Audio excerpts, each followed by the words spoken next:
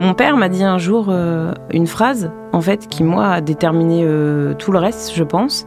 C'est qu'il m'a dit, tu sais, tu seras tenté par plein de trucs, mais en fait, le plus dur, c'est d'y résister. Et là, je me suis dit, ok, en fait, si moi je résiste, en fait, je suis trop forte, quoi. J'ai quand même testé beaucoup de choses, mais je me suis dit, par contre, la force, c'est de pas être prisonnière de ce truc-là. Bienvenue dans Contradiction, le podcast pour les gens qui se donnent du mal pour aller bien. Les ados sont-ils des addicts en puissance, à moins que ce soit l'inverse, avais-je demandé au neuroscientifique Grégoire Borst, invité de l'épisode 17 de la saison 2 de Contradiction. Un épisode passionnant dans lequel nous avions exploré l'adolescence sous l'angle des neurosciences. Parce que le cerveau d'un adolescent, encore en construction jusqu'aux alentours de 25 ans, joue un rôle central dans son instabilité. Cette immaturité neurologique influe directement sur les comportements, notamment sur les prises de risques. On parle souvent de la vulnérabilité de l'adolescent, et c'est pour cette raison que le lien avec l'addiction devient bien réel. Mais aujourd'hui, nous sortons un peu du cerveau de l'ado pour entrer dans sa psyché. L'adolescence, c'est une période où tout change, le corps, les émotions, la manière de voir le monde, un moment où la vie prend des airs de montagne russe. L'adolescent cherche à se définir, à trouver sa place, tout en affrontant des bouleversements qui peuvent parfois sembler insurmontables. Julia Fagerman, notre invitée, est psychologue, thérapeute spécialisée dans le travail avec les adolescents et créatrice d'Adostrophe, un podcast qui a la singularité de recueillir les témoignages de personnalités sur leur propre adolescence. Elle donne ainsi la parole à des adultes qui reviennent sur cette période clé de leur vie et éclairent les enjeux qu'ils ont traversés. Et pour avoir été l'une de ces invitées, je peux vous assurer que ce qu'il en ressort est assez bouleversant. Qu'est-ce que l'adolescence vient dire de nous, adultes que nous sommes devenus ? Qu'est-ce qui rend cette période si compliquée ? Peut-on revenir des années plus tard sur des blessures vécues entre 12 et 17 ans ? Et pourquoi est-il crucial de proposer un espace thérapeutique à un adolescent en souffrance ? Merci Julia d'être parmi nous, de nous éclairer de ton approche humaniste, centrée sur l'écoute et la responsabilité, et de ce que ton travail auprès des jeunes et de tes entretiens pour Adostrophe t'ont appris. Enchantée Julia, on se connaît déjà, mais je te présente à mes auditeurs. Merci d'être là. Bonjour. Bonjour Julia. Écoute, nous nous sommes rencontrés grâce à la musique, Oui. D'abord. Ton papa est un grand mélomane, il a un très beau studio, il a un très beau piano dans lequel on a fait pas mal d'enregistrements. Toi, tu as vécu toute ton enfance au milieu de ça. Oui, c'est mon monde. C'est ton monde. Ouais, c'est mon monde. Et on s'est aussi rencontrés devant ton micro pour ton podcast Adostrophe, dans lequel j'ai un petit peu évoqué cette part de moi qui, en tout cas pour ma part, qui était assez lourde. Ouais, c'est toujours délicat, en fait. À chaque fois que je pose la question, sur le moment, les gens se livrent, et c'est super, c'est un cadeau. Mais c'est vrai qu'avec un peu de recul, on me renvoie qu'en fait, ça a été difficile.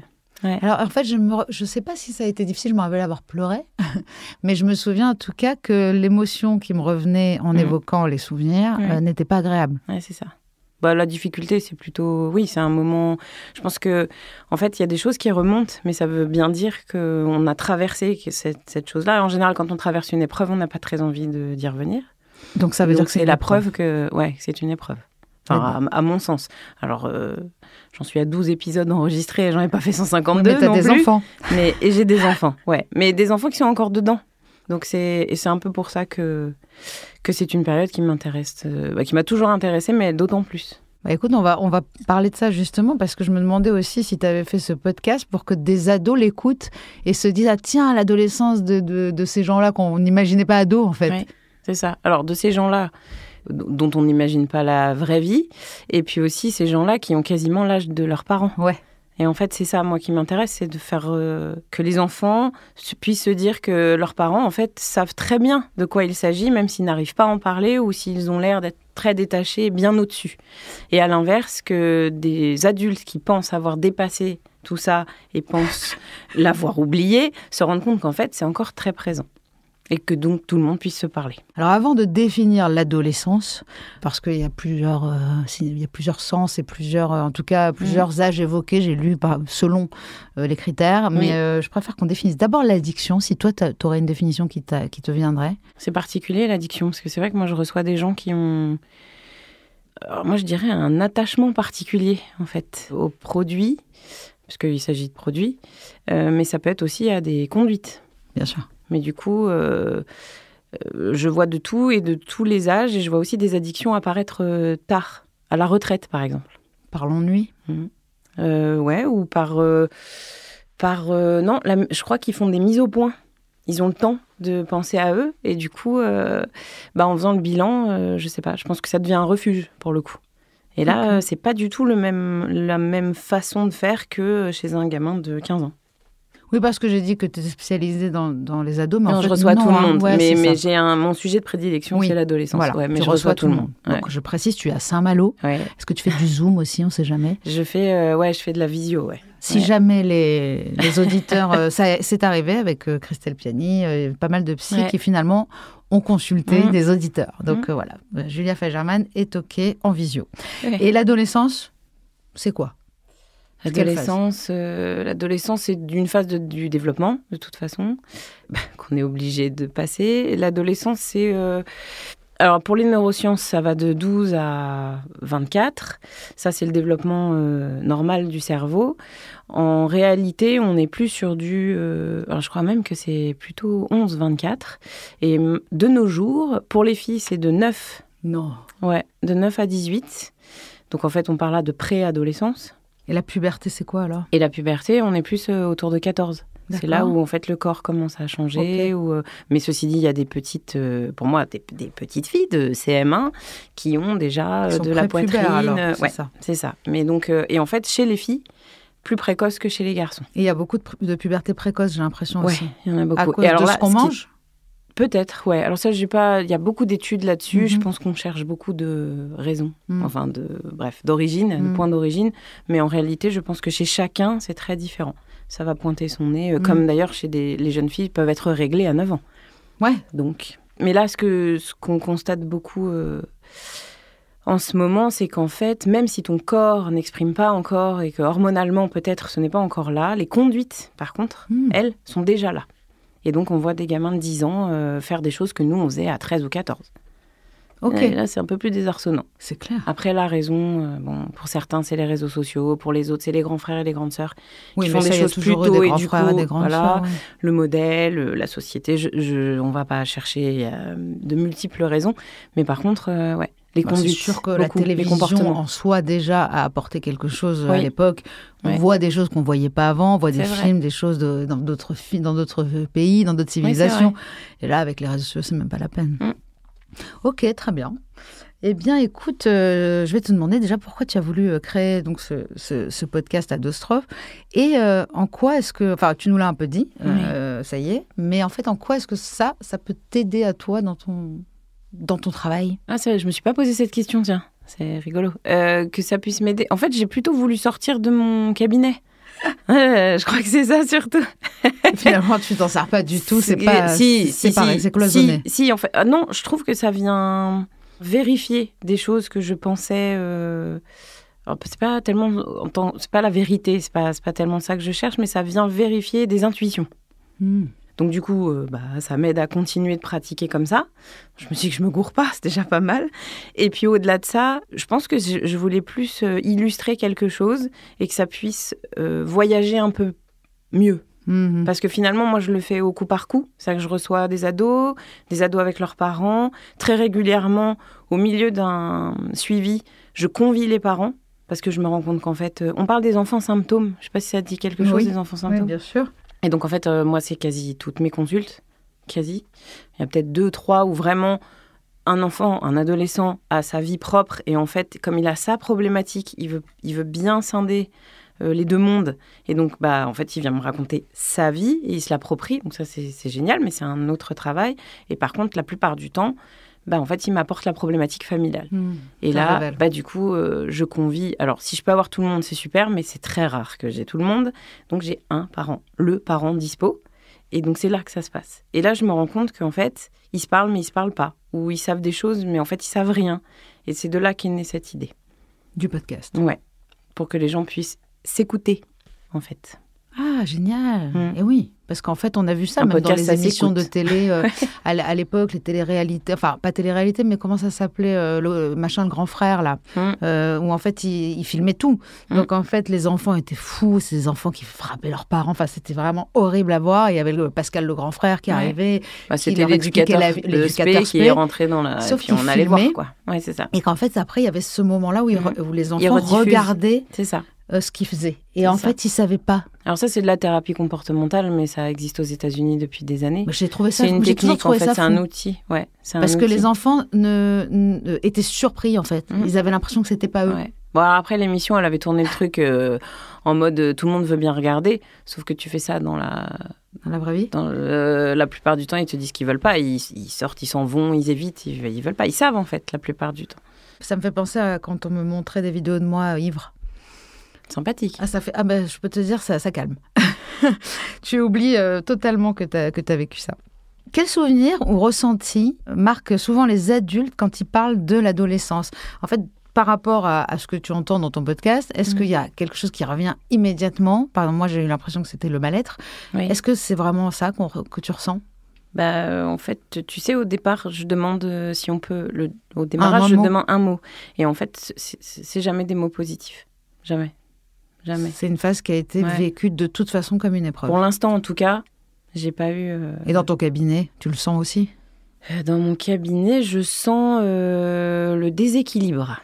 Voilà. Si moi, je pouvais apporter un moteur, on m'a jamais posé la question, je me la pose bah du oui, coup. Tiens, comment est-ce que tu qualifierais l'adolescence ? déséquilibre. La tienne aussi ? Bonne question. Je sais pas. Si, ouais. Ouais. Ou vertige plus. Moi, ce serait vertige. Ouais, mais sans, vertige, sans tomber. substance. Ah ouais, vertige. Ouais, vertige. Ouais. D'ailleurs, j'ai le vertige. Ouais, c'est rigolo. Ouais. Mais moi, je me déséquilibre. rappelle plus trop ce que j'ai dit, en fait. J'ai tellement parlé dans ton podcast. Je dirais pas. on va l'écouter. Ouais, c'est bientôt, ouais. Mais le truc, c'est que je me souviens, il y a des choses comme ça qui me reviennent. C'est des choses avec la nourriture, le fait d'aller acheter des croissants, de manger. Ouais. Et j'en ai parlé hier avec Maud Ventura, l'auteur de Célèbre et de Mon mari, qui me racontait aussi ça, qu'elle avait des souvenirs d'adolescence à manger 5 bols de spécial K. Moi, c'était le Nutella. Genre... Ouais. Toi, c'était le Nutella. Ouais, c'était le Nous, Nutella. c'était vraiment le côté céréales. Il y a eu ce moment-là où tu ne peux pas t'arrêter. Ouais. C'était des spécial cas. Ouais. Le truc un peu voilà. Donc oui, il y a ce truc de déséquilibre, c'est hyper intéressant. C'est hyper intéressant parce que le déséquilibre, c'est aussi l'addiction. C'est-à-dire, c'est ce moment-là où on flanche, en fait, où on chute. Et pour se recentrer, pour redevenir équilibré, retrouver cette espèce de Graal qui est le juste milieu. C'est ça. Sauf que le juste milieu, on met des années à le trouver. Et puis ça bouge. C'est drôle, hier soir, je suis tombée sur une vidéo d'une, je ne sais même pas, c'était dans Philosophie, dans le feed de Philosophie Magazine, auquel je suis abonnée, d'une psychologue qui parlait de la différence entre les enfants et les ados. Les ados qui cherchaient le paradis et les enfants qui, eux, l'avaient déjà en eux, avaient déjà leur monde. Ça te parle ? Oui, j'ai vu une interview de cette philosophe il y a quelques jours. Et donc, elle est passée, toi effectivement. Aussi. Ouais, j'ai vu une interview, je crois que c'est quasi l'interview complète, à peu de choses près. Et en fait, elle dit quelque chose qu'on retrouve en fait en thérapie. Et donc, en fait, c'est cette quête du paradis, mais c'est, en fait, paradis dans le sens de la plénitude, de l'idéal, un attachement à un idéal, mais du coup, qui se retourne contre eux, puisqu'en fait, tu cours après quelque chose qui n'existe pas. En fait, c'est des chimères, mais tu le comprends pas tout de suite. Et donc, pour toi, c'est là les que se conduites logent les conduites addictives. Ouais, les conduites addictives permettent cet accès à une forme de paradis. Je l'aurais pas forcément. J'ai bien aimé en fait le terme qu'elle a utilisé. Ouais, mais il y a une forme de plénitude. Enfin, on plane quoi. Le paradis artificiel. Et on voudrait pas redescendre. Ouais, mais il y a l'idée de ne jamais en redescendre. Est-ce que tu as des gens qui viennent te consulter pour des enfants, des ados, pour des addictions? Souvent numérique, j'imagine. Non, pas pour des addictions ou à cause, ou c'est jamais c'est pas la demande première, jamais. Par contre, les adolescents, une fois dans la confidence, vont me parler de leurs addictions. Mais sinon, c'est pas jamais un parent est arrivé en me disant oui, alors on a un problème avec le cannabis. Non, jamais.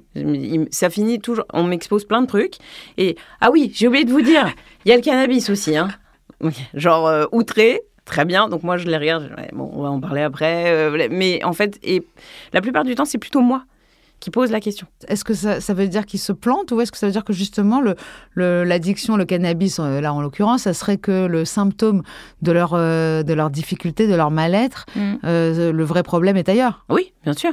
Bien sûr. Mais ceci dit, on parle de Paradis, la philosophe en question. C'est intéressant quand même. Dont on ne sait toujours pas le nom. Ouais, Julia, je ne sais quoi, mais ça c'est facile, c'est mon prénom. C'est intéressant parce qu'en fait, elle explique que c'est la quête de quelque chose et il n'y a pas forcément de point d'origine. Je reçois des enfants qui ont des familles finalement peut-être un peu trop... fonctionnelles. Ouais.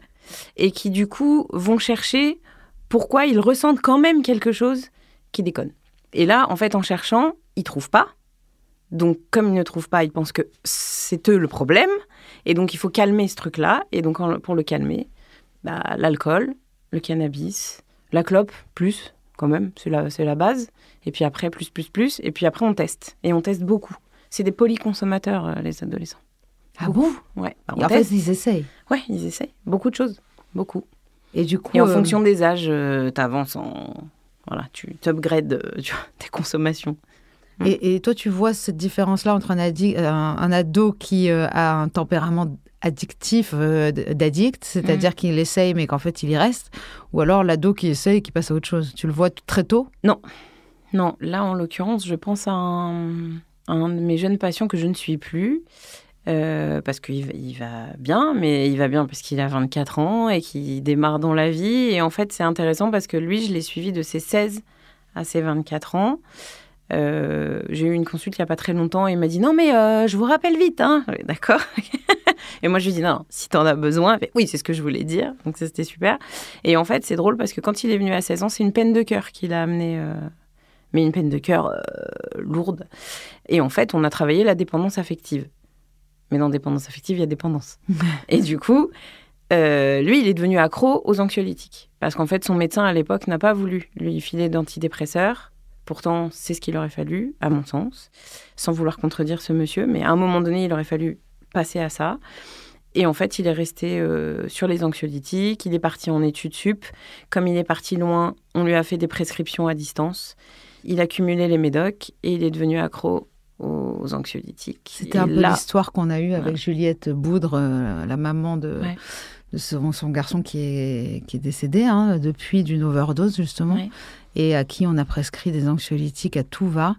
Et c'est vrai que j'ai assisté à une conférence sur la santé mentale où il y avait un psychiatre qui expliquait à quel point ce qui se passe avec la médicalisation, voilà, on prescrit à tout va des anxiolytiques alors que souvent ça serait des antidépresseurs. Et ce qui est bizarre, c'est que j'ai l'impression que dans l'esprit des gens, vraiment, ils ont peur ils ont plus peur des antidépresseurs. Ils ont honte. Parce qu'à la limite de dire je prends des anxiolytiques parce que je suis stressée. Mais on ne devrait pas l'appeler comme ça en fait, parce que c'est de la sérotonine. Voilà. Si on écrivait, je sais pas, complément machin, ça passerait très bien, comme la mélatonine. On prend la mélatonine, c'est pas un problème. Ouais. Voilà. De se dire qu'en fait tout le monde pense qu'il est stressé, que c'est pas grave de prendre des anxiolytiques, alors que le côté je suis dépressif, ça, les gens ont beaucoup de mal à se l'avouer, alors qu'un ado, tu peux préconiser toi d'aller consulter un psychiatre pour des ados pour aller oui, bien sûr, prendre des antidépresseurs. Oui, bien sûr.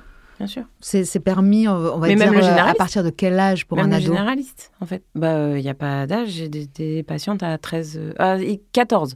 Souvent, elles attendent quand même, il y a un âge. Ouais, 14 ans, 10 ans, on n'hésite plus. Non, 14 ans, on n'hésite plus. Antidépresseur. Oui, une jeune fille qui a des troubles des conduites alimentaires assez marqués, si on veut la préserver, qu'elle continue d'avoir une vie sociale, et puis réintroduire doucement l'idée que manger ne va pas la déformer, du coup, antidépresseur. Et on maintient quelque chose. Évidemment, un antidépresseur ne soigne pas. Il permet un certain équilibre. Mais en revanche, il permet de débuter justement des thérapies, de débuter un boulot qu'on est incapable de faire dans le noir. Exactement. Donc moi, je sais que je me souviens de ça a levé un voile. Tu te distancies de tes émotions. Donc du coup, penser n'est plus dangereux et moins dangereux. Tout à fait. Justement, on va parler des émotions parce que les adolescents, justement, on comprend ça que comme leur cerveau, apparemment, il y a une partie du cerveau qui est censée ressentir les choses. Celui-là, il est apparemment tout à fait terminé. Et celui qui gère ces émotions-là, il n'est pas terminé. Donc, c'est les émotions qui sont à l'origine de tout? Alors, à l'origine de tout, non. Mais c'est vrai que c'est une période de la vie où finalement, tes émotions vont prendre le dessus sur la partie frontale, en fait, qui comprend ce qui se passe, Ouais. mais ne pourra pas prendre le dessus sur une situation. Et c'est pour ça que parfois, je reçois des parents qui me disent « Mais enfin, quand même, elle est intelligente, quoi !» Oui, mais c'est pas de sa faute. Ça a rien à voir. C'est plus compliqué que ça. Mais c'est pour ça que je posais cette question au début d'épisode que j'ai posée aux neuroscientifiques.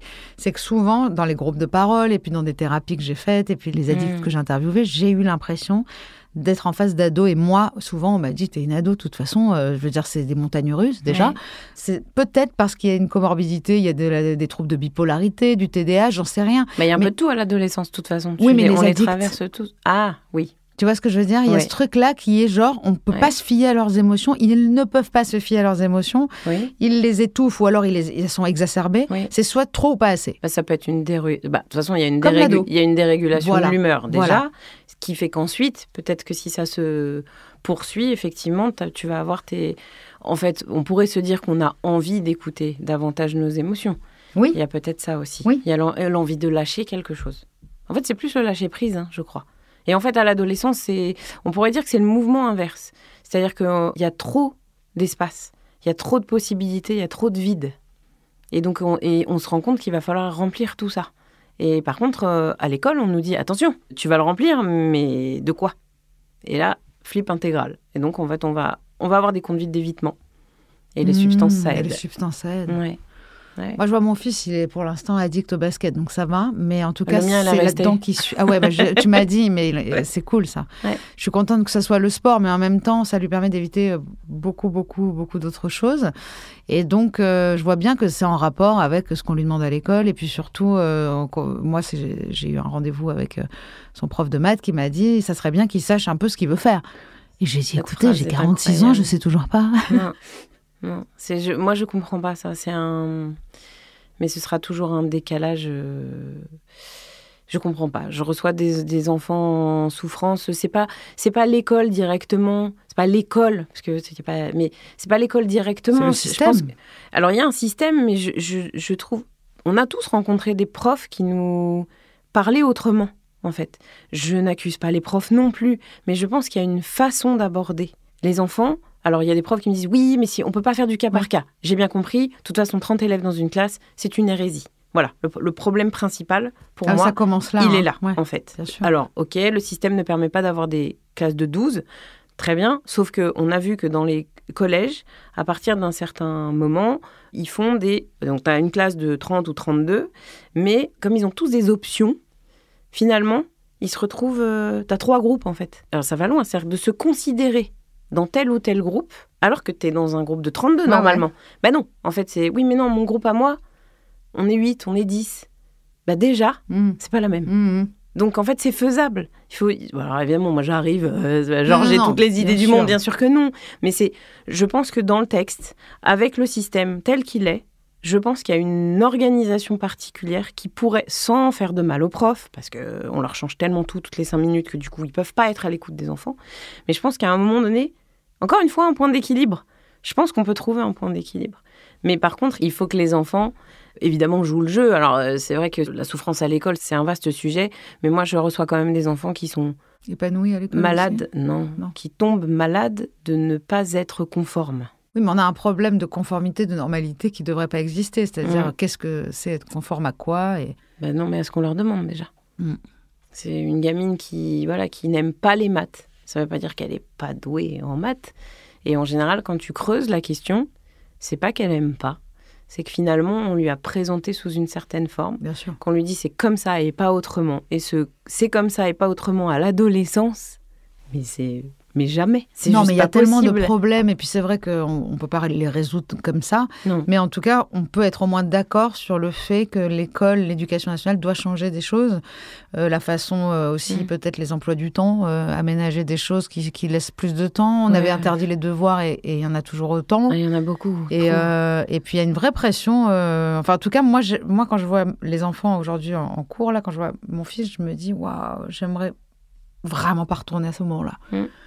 Je me dis, le pauvre, alors que c'est un enfant qui devrait profiter de cette jeunesse, quoi. C'est ça. Mais après, tu vois, du coup, on parle de la phase d'adolescence, mais et ça en fait partie, tellement. D'ailleurs, c'est pour ça, dans le podcast, je déroule le truc. Alors là, donc, à tel âge, t'es en telle classe, à tel âge, t'es en telle classe. C'est notre monde à ce moment-là. Et c'est vrai que si, du coup, tu t'y retrouves pas là, et qu'en plus, à la maison, ça roule pas. Alors là, c'est... Par contre, j'ai rencontré des gens qui s'étaient accrochés au collège et au lycée, avec tout le dysfonctionnement que ça peut comporter, mais c'était quand même leur refuge, ne serait-ce que pour le cadre, les amis l'emploi aussi, du temps, les gens, peut-être, pas toujours, c'est le cadre, l'emploi du temps, c'était tellement dysfonctionnel chez eux, même tellement violent parfois, que du coup, ça a constitué de manger tous les jours, à leur faim. Ouais, bah oui, quand même. Oui, on oublie qu'il y a des gens il y a ça aussi. Des familles bien sûr, dans lesquelles il n'y a pas ça. Non. Mais c'est vrai qu'on a tous rencontré un prof qui nous a fait aimer une matière où moi, je me rappelle, aller le cœur battant en français.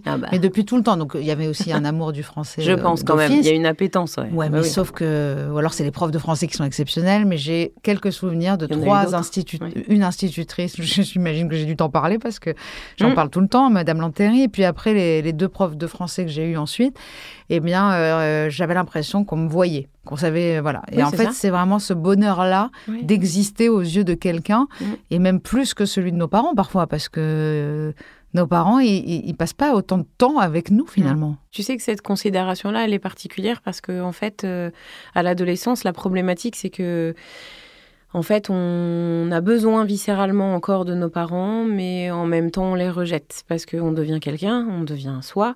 C'est ça qui nous fait peur.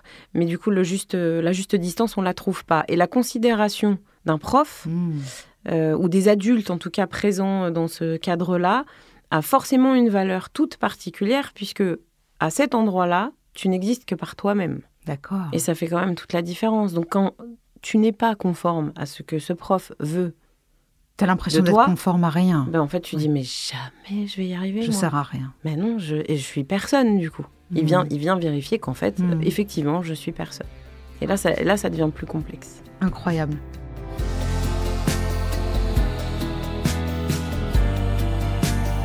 Est-ce que tu penses qu'on peut prévenir les addictions dès l'adolescence, ou est-ce que justement il faut laisser, comme on dit, il faut que jeunesse se passe? Prévenir, on l'essaie. Il y a plein de campagnes de prévention, donc ça c'est pour que tout le monde ait à l'esprit que ceci va peut-être arriver, que ceci est plutôt interdit, mais voilà pourquoi, etc. De toute façon, les adolescents ont des théories surtout et vont te démonter tout ce qui ne les arrange pas. On l'a fait, ils le font.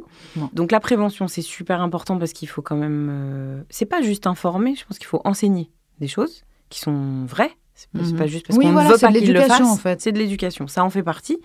Par contre... Oui, c'est pas dire ne fais pas ci, ne fais pas ça. C'est dire voilà sur que cause.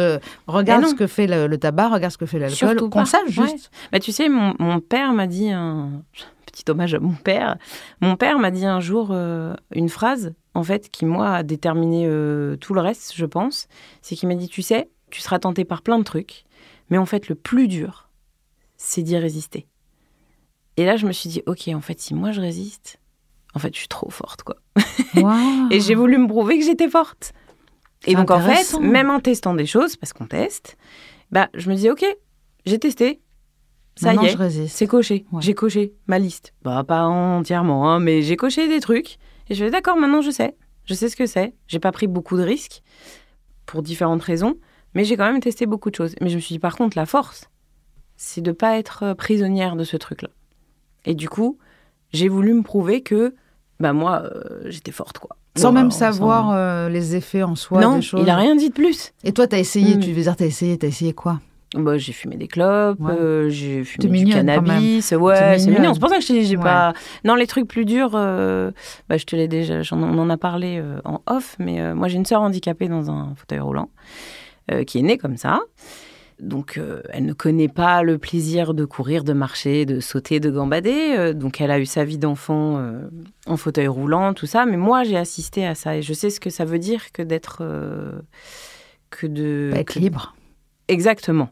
Et en fait, très vite... Alors, à la campagne, tu vois, à la campagne. À l'époque, il y avait des campagnes de sensibilisation sur l'ecstasy. Ah ouais? Ouais, l'ecstasy. À l'époque, je me souviens de ça. Et en fait, on nous diffusait plein de reportages sur des gamines en Angleterre qui prenaient évidemment des mauvais produits et qui finissaient en fauteuil roulant. Wow. Et en fait, il a suffi d'une fois. Ce lien-là. D'une fois.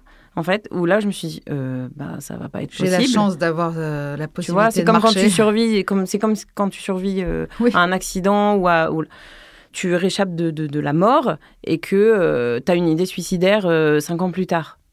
Bah ok, t'as l'idée, effectivement, des idées noires, on peut tous en avoir, mais par contre, y aller, théoriquement, tu vas pas le faire. Sauf s'il y a trauma, etc. C'est pas le sujet, mais c'est que du coup, la valeur de la vie te marque. T'es marqué au fer rouge, en fait. Et donc, tu peux pas, même si tout te pousse, il y a un truc quelque part en toi qui te retient tellement que tu n'iras pas. C'est pas une protection, parce que parfois, tu as envie de te dire, bah c'est bon, je peux faire ce que je veux de ma vie quand même. Mais non. Il y a un truc qui va te... C'est intéressant prendre ce qu'a dit ton père et on le note. Après, pour on est marqué par ce qu'on veut. Hein. Oui, mais de dire à un enfant que de toute façon, il va être tenté par des choses et qu'il va sûrement les essayer, mais le plus dur va être de résister. C'est ça. Voilà. Et de se dire que, bah oui, en fait... Alors, est-ce que c'est... J'ai pas analysé tellement le truc. C'est juste que je m'en souviens très bien. Je me souviens pas du moment... J'ai juste la phrase qui m'a marquée à ce moment-là. Je pense que j'avais 13 ou 14 ans. Alors, est-ce qu'il avait grillé un truc? Est-ce qu'il a vu qu'autour de moi... C'est vrai que ça commençait à beaucoup fumer. J'avais des copines déjà, s'achetaient des paquets à 13 ans. Je pense qu'il a vu. Et puis, va... Et pourquoi un ado va tomber dedans et pas un autre? Là, on voit pour les raisons de ne pas y aller, comme tu viens de nous le dire. Il y en a pas mal. Moi, j'ai connu énormément d'amis à moi qui essayaient ou même qui n'ont jamais rien essayé. J'en connais pas mal. J'en connais beaucoup aussi. C'est hallucinant. Et moi, il fallait que j'essaye tout. Et en plus, à l'excès, c'est un déficit de quelque chose chimiquement. C'est la période de l'adolescence. Je pense que les neurosciences et neurologues, d'ailleurs, je pense qu'il y a... Enfin, je pense pas, on est sûr, il y a des parties du cerveau qui sont beaucoup plus sensibles chez les uns que... Alors, la partie du plaisir, on l'a tous, mais c'est juste que, il y a des gens qui sont beaucoup plus réceptifs, en fait. Voilà, alors ça, ok, déjà. Ouais. Et si on commençait, par exemple, si on commence à essayer des choses plus tard, à partir de 25 ans, est-ce que tu penses qu'il y a moins de risques aussi de tomber dans quelque chose qu'à la période d'adolescence? Non, la seule différence, c'est que tu feras peut-être un tout petit peu moins de dégâts, et encore, parce que si tu vas très fort aussi, sur une courte période...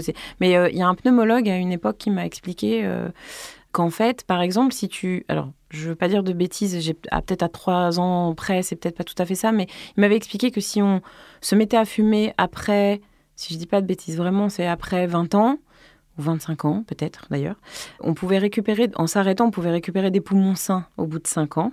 Par contre, si on fumait avant 18 ans, jamais on ne récupérerait complètement la fraîcheur, la première fraîcheur de ses poumons. Ça veut dire les dégâts qui sont causés pendant la période de construction du cerveau. C'est la profondeur, en fait. Ouais. D'accord. Bien sûr. Ok. Ouais. Très bien. Est-ce que tu sens vraiment que la confiance en soi pour un ado, et elle est au centre de la thérapie, parce que chez les addicts, même dans les groupes de parole, le but, c'est déjà de retrouver une espèce d'estime, évidemment, d'opinion de soi pas trop dégueulasse. Et puis, ce truc-là de se dire, je suis pas responsable de tout. Parce que l'addict, en fait, il est dans 2 extrêmes. C'est soit il est égocentrique, il est meilleur que tout le monde, je connais, soit je suis la pire des personnes et je mérite pas de vivre. Voilà. Et entre les deux, il y a rien. Donc, comment est-ce que... C'est ce qu'on retrouve beaucoup à l'adolescence. Voilà. Hein. Comment est-ce qu'on permet à nos enfants, à nos adolescents, d'acquérir, parce que l'école, on l'a vu, pour moi, c'est pas un lieu où ils acquièrent cette confiance. Qu'est-ce qu'on peut dire aux parents? Est-ce qu'il faut consulter le plus souvent possible, par exemple? Moi, j'ai un peu de mal avec ça, parce que j'entends souvent des psys assez médiatiques dire que dans la vie, c'est très important d'aller... à un moment donné, de toute façon, quel que soit ce moment, l'introspection, c'est vital, c'est nécessaire. Je pense qu'on peut s'introspecter, mais c'est prendre du recul sur certaines situations. C'est difficile parce que quand tu es trop proche, les affects prennent le dessus. En l'occurrence, quand il s'agit de nos enfants, on n'aura pas toutes les capacités pour les accompagner dans toutes les épreuves, en fait. Et donc là, c'est à ce moment-là qu'un psy... Alors, encore une fois, il faut que ça accroche, il faut que ça matche, il faut que le psy soit pas... à quel moment on y va, non plus, en fait? Quand on sent que ça nous échappe. Qu'est-ce qui nous échappe? L'enfant ou ses souffrances? Non, ce qu'on peut lui apporter. Ah. Ouais, quand on sent qu'on est... Soit on est arrivé au bout de ce qu'on pouvait lui proposer, en fait, soit on sent qu'on va y aller trop. Ça se fait plus, c'est-à-dire le lien est brisé. Ouais. Non, pas brisé, parce que j'ai d'ailleurs les meilleures thérapies, à mon sens, à conduire en tout cas. Alors, je ne sais pas si c'est meilleur ou facile, mais je pense que c'est meilleur. C'est quand les parents déjà je sais pas comment, sont dispo, sont ouverts, il y a déjà il y a une jolie relation, ils veulent pas couper justement et ils sentent que ça se fragilise et en fait ils viennent là à ce moment-là en disant là je crois que moi j'ai fait le tour de mes capacités de parents et on est tous limités, hein, c'est une évidence et en fait c'est logique puisque les adolescents ont besoin d'exister par eux-mêmes mais pas complètement, donc en fait cette part-là, comment je vais faire pour apprendre à exister tout seul, et parfois ça a besoin d'un tuteur. Et finalement, je fais un peu le tuteur à ce moment-là. Ouais. En fait, ils ont besoin d'un cadre quand on sent qu'on ne peut plus leur donner, c'est ça aussi ? C'est-à-dire que de toute façon, à la maison, auprès de ton parent, tes frères et sœurs, tes potes, t'es une certaine personne. Alors, les potes, c'est déjà un peu quelqu'un en devenir, mais c'est quand même un bout de ton enfance. Et finalement, le psy, c'est le premier adulte qui va te voir, qui va voir ton début de jeune fille ou jeune homme, tu vois. En fait, moi, je leur donne souvent cette image-là. Je dis, mais c'est marrant parce que en fait, quand t'es arrivé, c'était le bourgeon. Ah. Et là, je commence à voir la couleur des pétales. Et en fait, à chaque fois, ils ont un grand sourire. Enfin, ça les fait marrer. C'est fou. Mais finalement, ils aiment bien. C'est fou parce qu'on dit qu'il faut toute une vie pour éclore. Donc déjà, on peut aider un ado à voir la couleur de ses pétales. C'est le tout démarrage, là, où tu as juste une trace. Tu vois, voilà. Et à partir du moment où tu arrives à saisir cette couleur, en fait, peu importe ce que ça dit, c'est juste que de leur renvoyer ça, en fait, ça les rassure. Mais comment tu fais quels sont les outils ? Moi, je suis un peu décontenancée en vrai, je t'avouerai. En plus, tu sais, quand t'es en garde alternée, t'as pas la main mise sur... T'es vraiment paumée parce que tu n'arrives pas à suivre les devoirs. T'as toujours le gamin qui te demande « Mais non, ça, je l'avais vu avec papa. » Mais je suis dans une période un peu de flou artistique en tant que maman. Et du coup, le ton, il monte hyper vite, notamment pour l'école. Oui. Parce que si on parle pas d'école, j'ai l'impression que tout va bien. Donc... Moi, par exemple, son père, il me dit c'est compliqué ta relation avec Solal. Et je trouve ça horrible. Je dis non. Pour moi, c'est normal, tu vois. Mais est-ce que c'est comme ça, les relations parents ados? Mais parce que de toute façon, il y a un passage. Tu vois, ils se différencient. Pour se différencier, tu fais comment, toi? Oui, mais avec son père, il est pas comme ça. Mais parce que c'était peut-être moins accroché. Et nous, les mères, je compare ça à un scratch. Quand tu déscratches un truc, ça fait du bruit. Oh, ça me plaît. C'est pareil. Et est-ce que, je parle que de moi, mais les gens se comprendront et ça fera écho aussi, j'imagine, chez eux, mais on a l'impression d'avoir fait des erreurs. Moi, j'en ai fait énormément, et notamment par mon mode de vie et tout ce que j'ai raconté jusqu'ici. J'ai l'impression que l'enfant n'a pas souffert, et en même temps, tu te dis aujourd'hui, la façon dont il a d'être avec moi un peu agressive, je me dis, est-ce que ça peut être en lien avec des choses qu'on a faites ? Tu sais, normalement, un adolescent, il est plutôt égocentré. Ouais, il s'en fout. Je me rends compte de ça. Ouais. Il en a rien à faire. Non, c'est pas maintenant. Peut-être quand il sera jeune adulte, il reviendra sur des choses. Mais à partir du moment où tu communiques avec eux, ça va pas être violent. Peut-être que, je sais pas, tu iras déjeuner et puis tu vas faire un commentaire sur la nana qui parle à sa fille... référence 7 ans plus tôt à ta vie, et lui va dire ça te choque, toi. Ouais, tu t'es vu. C'est marrant, mais c'est tout. Et toi tu vas être là, oula, ça je l'ai pas vu passer par contre, et hop là, voilà. Et si ça se passe comme ça, c'est que finalement, globalement, tu t'en es bien sorti. C'est bon à savoir. Donc l'adolescent, il est égocentré. Ouais. De toute façon, c'est pas toi le problème. En vrai, c'est ce que lui il a dans la tête. Tu fais partie de son environnement. De son problème. Tu fais partie de son environnement. Et en plus, t'es la mère. Hein. Tu sais bien qu'on a toutes les... Oui, mais tu vois, là, par exemple, tu dis, ils sont curieux, ils veulent tout essayer, ils ont besoin de tester, de machin. Et moi, je trouve en même temps qu'aujourd'hui, avec cette histoire de... Moi, je pense qu'ils sont drogués malgré eux aux écrans, donc à la lumière bleue, malgré eux. Et je pense qu'on n'a pas fait cette prévention-là de leur dire, OK, avant que vous commenciez d'utiliser une tablette, un téléphone, regardez ce que ça vous fait, peut-être parce qu'on n'est pas encore au courant de tout. Ouais. Mais donc, ils sont pas curieux, je trouve, les adolescents d'aujourd'hui. Contrairement à l'ennemi, je préférais qu'ils me reviennent et qu'ils me disent j'ai essayé ça. En fait, on peut pas généraliser parce que moi, je reçois quand même... Alors, mon problème, moi, c'est que personne n'est parfait, mais j'ai 2 enfants qui sont extrêmement curieux. Ah, la chance. Donc, non, c'est pas une chance parce qu'il y a d'autres soucis. Mais ça, la curiosité, et ce qui est drôle, c'est que le plus curieux et le plus avide de connaissances, c'est le plus addict, selon moi, aux écrans. Il a toujours... Bon, il y a peut-être un peu de TDA, peut-être, quand même. C'est très rassurant, quand même. Il a toujours... Par exemple, c'est l'archétype du joueur de jeux vidéo qui, pendant que le jeu charge, a sa vidéo YouTube qui tourne sur le... Bah ouais, sauf que, comme en amont, on a timé le temps d'écran, qu'on a timé quand même petit, timer le temps de jeu vidéo avec le truc de cuisine. Ah oui, d'accord, mais même en fait, sur les téléphones, on peut le faire maintenant. En fait, ça fait pas des gamins qui ne jouent pas. Ça fait des gamins qui vont pas jouer 6 heures d'affilée la nuit sur une console dans leur chambre. Tu vois, parce qu'en fait, l'idée, c'est le rôle des parents, on est d'accord. Un enfant, si tu lui laisses, il le prend. Bah évidemment, parce que, et on en a parlé tout à l'heure, il y a une partie de ton cerveau qui dit j'ai envie, j'y vais.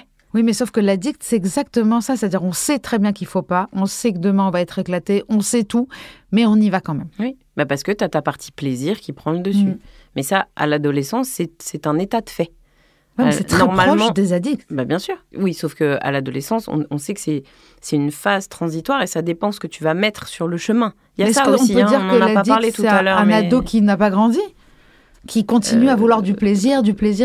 C'est un peu particulier parce qu'en fait, cette phase-là, ce fonctionnement du cerveau-là, il n'existe à jamais pour toujours. Cette partie du plaisir, elle fait partie de ton... le circuit de la récompense. Complètement. On n'a pas parlé des fréquentations, du monde de nos enfants, des gens qui gravitent autour d'eux, mais même nous adultes, si on continue... J'ai reçu à une certaine époque une jeune femme qui avait une vie, vraiment la plus... simple du monde, en fait, qui allait taffer le matin, qui rentrait le soir, qui aimait bien faire la fête, mais bon, et en fait, elle est tombée amoureuse de son dealer, qui lui qui était très très bien inséré dans la société, qui gagnait très très bien sa vie, qui avait une vie un peu plus fun que la sienne, qui voyageait beaucoup, etc. Et donc tous les week-ends, il faisait la fête, et quand il faisait la fête, cocaïne sur la table. Et en fait, la problématique, c'est que donc cet homme-là l'a quitté, évidemment, relation très complexe, très toxique, tous les qualificatifs. Et donc, du jour où il l'a quittée, elle est arrivée donc dans mon cabinet et j'ai cru que c'était la rupture amoureuse le problème. Et en fait, pas du tout. Elle me dit, mais au bout de 3 à 4 séances, elle me dit en pleurs, ce que vous comprenez pas, c'est que maintenant qu'il m'a quittée, il faut que je quitte tout le reste. Et donc, je dis, d'accord. Elle me dit, oui, mais le problème, c'est que pour quitter tout le reste, donc je lui demande ce que c'est le reste. Elle me dit, la drogue. Je dis, oui, mais la drogue est apparentée à tout votre monde, en fait, à part le boulot. Et encore, il y en avait un qui fournissait un peu. Et du coup, elle me dit, oui, ça veut dire tous mes amis, toutes mes sorties, toute ma vie sociale en général, tous mes plaisirs aussi, tous mes attachements, tout. Il faut que je renouvelle tout. Elle avait 35 ans. Donc, il faut faire attention aux fréquentations de nos enfants. En même temps, tu vas pas les arracher de leurs meilleurs potes. Parce que moi, c'est ça que je vois. Je vois des potes...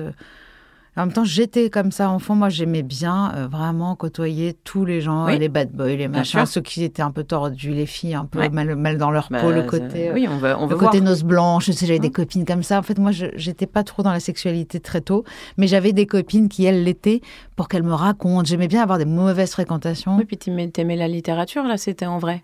Exactement, exactement, me raconter. Et je me demandais si dans tes consultations, en fait, les adultes que tu consultes, qui viennent consulter chez toi, est-ce que c'est assez courant et même obligatoire qu'ils reviennent sur leur période d'adolescence? C'est quelque chose dont vous parlerez quoi qu'il arrive? Oui. Alors moi, je vais chercher un peu, mais c'est vrai que si je n'y vais pas, il va y avoir un passage par là, mais encore une fois, très souvent, on me dit, je me souviens pas. Ce qui n'est pas possible, en fait. Mais alors, c'est possible.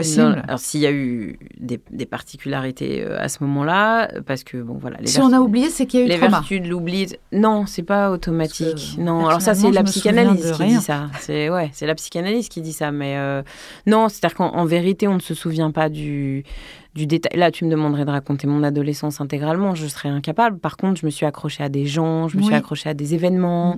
Il y a des choses qui nous ont marquées, en fait. Des premières fois, je sais pas, moi, l'entrée en 6e, c'est le proviseur qui arrive et qui salue l'ensemble du groupe à ce moment-là qui est dans une classe. Et moi, je chuchote à l'oreille. Et là, il me dit... Le bavardage n'est pas admis ici, mademoiselle. Et là, paf, ça, mon entrée au collège, c'était ça. Et tu te rappelles de je ça? me souviens de la scène. Écoute, forcément. Moi, mon entrée au collège, je me souviens en 6e que je me lève pour rendre une copie et puis j'étais en short blanc en velours. Et figure-toi que... Oh non. Voilà. Et donc, je me rappelle m'enfuir du collège, rentrer chez moi et je savais même pas, on m'avait même pas parlé, même ma mère m'avait jamais parlé de ça. Et du coup, quand ma petite sœur, elle, a vécu plus ou moins la même chose, elle a 9 ans de moins que moi, je l'ai pris sous moi, je lui ai fait tout ce qu'il fallait, j'ai tout expliqué. Bah, tu sais qu'on avait c'est un traumatisme pour moi. Oui, mais il y avait on appelait ça la phobie du jean blanc. À l'époque, parce que c'était... Un short en velours blanc, déjà, qui met ça? Déjà, mais tu sais que le jean... Alors, je sais pas si tu te souviens, mais le jean blanc, c'était un carton au collège. Et en fait, j'admirais les nanas qui osaient porter ça. Qui n'avaient pas peur que ça arrive. Et dans mon esprit, de la 6e à la 3e, je disais, ouais, mais elle a pas ses règles, en fait. Oui, parce qu'en plus, quand on est jeune aussi, on pense vraiment que ça peut arriver n'importe quand. Non, mais on n'a pas la notion de nos cycles. Ah, mais c'est très compliqué. C'est un peu la vérité. Hein. Mais c'est surtout que j'étais la seule à être réglée, moi, au début 6e, tu vois. Autour de moi, mes copines, pas du tout. Elles ont continué de grandir, elles.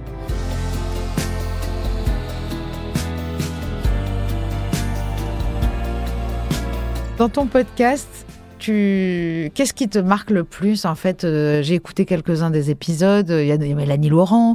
J'ai écouté justement cette phase-là. Mais c'est une adolescence vraiment particulière parce qu'elle, elle commence déjà à la limite, elle achète un appartement, quoi, au moment où nous, on est là à faire des petits boulots d'été.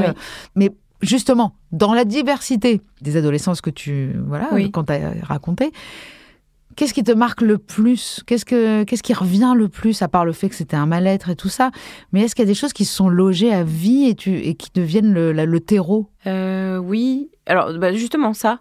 Le fait que, en fait, les gens, en racontant, se rendent compte qu'en fait, se tracent doucement. En fait, c'est l'esquisse de ce qu'ils vont devenir et de ce dont ils vont se servir pour construire l'adulte qu'ils sont maintenant. Concrètement, par exemple, dans tes invités, tu as des exemples de choses où tu voyais, quand ils te racontent leur adolescence, tu te dis, c'est normal qu'elle soit cette personne-là aujourd'hui. Oui, mais du coup, ils s'en rendent compte sur le moment, en fait. En te le disant. Oui, en me le disant. Et finalement, je leur renvoie la plupart du temps en disant, finalement, c'est pour ça. Par exemple, le vidéaste photographe de Mathieu Chédid, entre autres, qui s'appelle donc Rod Morris, et qui vit dans un collège désaffecté qu'il a racheté il y a quelques années. Qui avait fait des vidéos live de mes concerts incroyables. Ouais. Il avait fait des photos de pochettes d'albums. Il a fait la dernière tournée de Mathieu Chédid aussi, c'est sublime. Il a fait même les photos de mon mariage. Oui, c'est vrai. Pour te dire. C'est vrai. Et donc lui, c'est un des derniers que j'ai tourné. Donc du coup, ça m'a marqué particulièrement. Et ce qui est incroyable, c'est que lui, donc je dévoilerai pas tout, mais a eu une enfance très particulière, complètement dézinguée à la maison. Et le collège, il le dit, c'est le premier lieu où il s'est dit, là, je peux me poser, il respirait, en fait, il reprenait sa respiration au collège. Il n'aimait pas tout, évidemment, mais il y reprenait sa... Et donc, je lui dis, c'est quand même incroyable que tu aies racheté un collège. Et là, il m'a regardé avec des grands yeux, il fait, ah bah ouais. Mais pourtant, c'est quand même... Incroyable. Et en fait, comme ça n'est pas formulé, on ne revient pas en détail sur l'adolescence. On n'a pas très envie, en vérité. Par contre, on va piocher des trucs. Quand tu discutes avec des copains, quand tu dis « Ah oui, mais ça, moi, à 14 ans, j'ai vu tel film. » Ou « Ah oui, mais ça, j'avais déjà ces comportements-là. » Ou « ça me ramène à quand... » Mais c'est tout. On va juste piocher un truc. Mais finalement, si on fait ça, c'est qu'on a gardé des choses. C'est que c'est pas juste une référence. C'est que là, ça me parle parce que à l'adolescence, il y avait eu ci, ou il y avait eu ça, ou ça, aujourd'hui, je fais tel métier parce que, peut-être, d'ailleurs parce que quoi, je sais pas, mais finalement, ce qu'on vit principalement dans cette période-là va impacter d'une façon tellement... En fait, on est très conscient, on est hyper conscient à ce moment-là. Et du coup, on garde quelque chose. En fait, ça touche à sa fin parce que nous faisons des épisodes qu'on essaye de raccourcir malheureusement, mais j'aimerais déjà dire aux auditeurs que Adostrophe, c'est un podcast qui est intéressant pour eux, pour leurs ados, et pour plein de raisons différentes, c'est-à-dire connaître un peu plus d'une personnalité, mais aussi se rendre compte nous-mêmes de ce que l'adolescence a fait sur nous, qu'est-ce que ça dit de nous aussi. Moi, je sais très bien que c'est la période où je me suis enfermée dans ma chambre à écrire des poèmes, à m'isoler, je m'en rappelle encore en seconde, à m'isoler, à aller écrire mes choses, et je savais que quelque part, j'avais des mots MAUX, j'aime pas ce jeu de mots pourri, mais c'est des MAUX que j'avais, qui restaient en moi et que j'avais en mots. Et que personne ne comprenait. Et je me disais, je suis incomprise, un jour, je pourrais dire à tout le monde comprendra ce que je vis. Mais tu te rends bien compte que si beaucoup comprennent mieux que d'autres, donc les gens qui t'aiment en fait, j'aime pas dire fans, mais c'est ceux qui aiment et écoutent, c'est la musique, voilà, et si ça les touche, c'est que forcément, ils ont vécu pas du tout ta vie, mais c'est qu'ils reconnaissent quelque chose. Mais même chez les humoristes, ça existe. Quand ils font référence à des petites choses de la vie courante. Bien sûr, c'est ça qui nous fait rire, d'ailleurs, on s'en rappelle. Évidemment. On se rappelle de notre père, qu'à l'époque, les parents, ils étaient moins psychologues. Donc, les sketchs de Gad Elmaleh, où tu as son père toutes les 2 secondes qui lui dit « Qu'est-ce qu'on va dire de nous ?» C'est-à-dire qu'aujourd'hui, on fait plus, on essaye de pas trop faire ça, de dire le regard des autres. En fait, on s'en fout un petit peu, quoi. Ouais. Pour finir, quel conseil tu donnerais à un adolescent qui écoute et qui voudrait demander de l'aide, que ce soit en rapport à l'addiction ou une souffrance? Est-ce qu'il vaut mieux en parler à ses propres parents ou soi-même aller chercher de l'aide?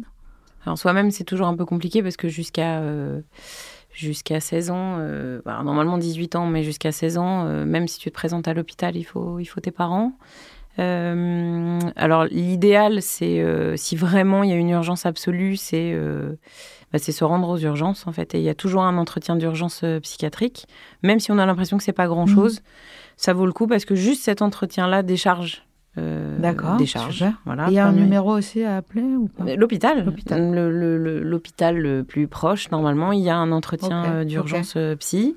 Il y a toujours les assistantes sociales dans les lycées, les collèges et tout ça? Ou... Ouais, alors pas toujours. Pas toujours. Ouais. Par contre, il y a... il y a l'infirmerie, où on te donne un sucre. Il n'y a plus tellement d'infirmerie, surtout. Non, par contre, il y a des psys. Ouais, il y a des psychologues. Alors, c'est des permanences de pas grand-chose. C'est pas tous les collèges, c'est pas tous les lycées. Mais quand ils ont le mérite d'être là, c'est pas mal parce qu'après, ils réorientent. Donc, c'est la première porte qui s'ouvre. Et ensuite, par contre, ils ne peuvent pas suivre. Donc, quand ça accroche, c'est là où c'est un peu dommage, c'est qu'il y a une frustration. C'est que, du coup, il y a un gamin qui peut totalement se dévoiler à quelqu'un qui est sur place. Et après, comme on les réoriente, c'est un peu plus difficile.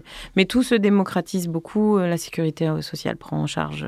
Oui, puis de toute façon, la santé mentale, il y a un dispositif le projet numéro 1 de l'État. C'est un petit peu la priorité de 2025, on m'a dit. Ouais, bon. La santé mentale. Ils sont débordés. J'adore les gens, ils disent c'est un problème de santé mentale. Et en fait, ils n'ont pas compris. La santé mentale, c'est quand tout va bien. C'est un problème plutôt d'inverse. Mais voilà, la santé mentale de nos enfants, elle passe déjà par la confiance qu'on va leur donner, je pense. Sûr. Et puis l'écoute, puisque c'est un petit peu ça, l'approche humaniste. Finalement, tu vois, le conseil, c'est ça. C'est écouter suffisamment pour que nos adolescents puissent nous parler en confiance. C'est parfait. Merci beaucoup, Julia. Merci à toi. Ce podcast est soutenu par la mission interministérielle de lutte contre les drogues et les conduites addictives. La Mildeka anime et coordonne les actions du gouvernement en matière de lutte contre les toxicomanies. Contradiction, ce n'est pas seulement un podcast, c'est aussi un livre qui s'en inspire, mais qui lui est surtout complémentaire.